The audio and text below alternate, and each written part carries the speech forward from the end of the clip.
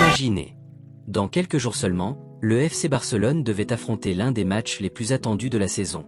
Un duel explosif contre le Paris Saint-Germain en Ligue des Champions. Le genre de rendez-vous qui écrit l'histoire, qui peut faire basculer une saison entière. Mais soudain, l'horreur frappe le vestiaire catalan. Deux nouvelles tombent coup sur coup, comme un coup près. Rafinha et Joan Garcia, blessés, forfait. Le rêve vire au cauchemar. Le club l'a annoncé dans un communiqué glaçant. L'ailier brésilien souffre d'une lésion aux ischio-jambiers. Une blessure qui l'écarte des terrains pour 3 semaines. 3 semaines, une éternité à ce stade de la saison, surtout quand le calendrier est infernal et que le Barça joue sa survie en Ligue des Champions. Rafinha, l'un des dynamiteurs de l'attaque, l'homme capable de changer le cours d'un match d'une simple accélération, sera absent. Son retour n'est prévu que pour un classico brûlant, face au Real Madrid, le 26 octobre. Mais d'ici là, l'équipe devra avancer sans lui, amputé d'une arme essentielle. Et comme si cela ne suffisait pas, le destin est à son tour fauché par une blessure. Le verdict est brutal, ménisque du genou gauche touché, absence estimée entre 4 et 6 semaines. Une éternité pour un portier qui, en quelques matchs, avait conquis les supporters et redonné de la stabilité à une défense encore fragile. Pour les fans, la douleur est immense. Car Joan Garcia n'était pas seulement un gardien. Il était devenu un symbole. Un jeune, formé au club, qui portait fier, déjà privé de Marc-André Ter Stegen en convalescence après une opération du dos, se retrouve dans une situation presque terrifiante. Les cages seront confiées à Wojciech Szczęsny, vétéran polonais expérimenté, mais qui n'a jamais porté ce maillot dans un contexte aussi brûlant. Imaginez la scène, Paris en face, Kylian Mbappé prêt à surgir, et dans les buts, un homme parachuté en urgence, face à une armada offensive impitoyable. L'angoisse est totale.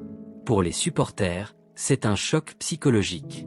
L'excitation d'un grand match laisse place à la peur, à cette sensation oppressante que tout peut basculer. Le Barça a commencé sa campagne européenne avec une victoire étriquée, 2-1 à Newcastle. Mais contre le PSG, le défi est d'un autre calibre. Et désormais, il faudra se battre sans deux pièces maîtresses. Rafinha, c'est la vitesse, l'instinct, la folie offensive. Joan Garcia, c'est la sécurité, le dernier rempart, celui qui rassure une défense parfois fébrile. Perdre les deux en même temps, c'est comme jouer avec un cœur à moitié arraché. Chaque supporter du Barça, chaque fan de football sait à quel point cela change tout. C'est comme entrer dans l'arène sans épée et sans bouclier. Le contrat Lamine Yamal. La pépite de 16 ans, surnommé le prodige, a manqué 4 matchs à cause d'une blessure à l'aine.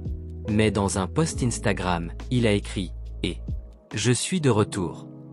Un message simple, presque innocent, mais qui résonne comme un rayon de lumière dans une nuit sombre. Car le Barça aura besoin de lui. Besoin de son insouciance, de sa magie, de son audace face à l'ogre parisien. Et c'est là que l'histoire devient presque terrifiante. Parce que le poids de ce match repose désormais sur des épaules encore fragiles. Les jeunes devront briller, les anciens devront se surpasser, et l'équipe tout entière devra jouer comme si sa vie en dépendait. Les supporters le sentent. Dans les rues de Barcelone, l'excitation habituelle d'un grand match est remplacée par une tension glaciale. Tout le monde sait que ce duel contre Paris ne sera pas un match comme les autres. C'est une bataille pour la crédibilité, une bataille pour l'avenir, une bataille contre le doute. Car la vérité est implacable, une défaite lourde face au PSG et le projet Barça pourrait s'effondrer. Les critiques reviendraient en force, les médias se déchaîneraient, comme une faiblesse structurelle. Une fragilité qui empêche ce club d'atteindre à nouveau les sommets. Mais l'histoire du Barça, c'est aussi celle des renaissances impossibles. Qui aurait cru qu'un gamin de la Masia comme Sergio Busquets deviendrait l'un des meilleurs milieux défensifs de l'histoire? Qui aurait cru que Lamine Yamal, à seulement 16 ans, serait déjà la grande attraction du Camp Nou? Et qui peut dire aujourd'hui que, même amputé de 2 joueurs clés, ce Barça ne trouvera pas la force de résister, de se battre, de créer l'exploit? C'est cela qui rend cette histoire si personnelle pour chaque supporter. Parce que la peur est réelle. Parce que la douleur est partagée. Parce que chacun sait que tout peut basculer, dans un sens comme dans l'autre. Et c'est cette incertitude, cette angoisse, qui rend le football si terrifiant, et si beau.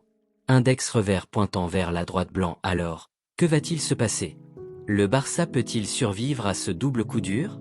Paris profitera-t-il de l'occasion pour frapper fort et enterrer les espoirs catalans? Ou bien est-ce que cette blessure collective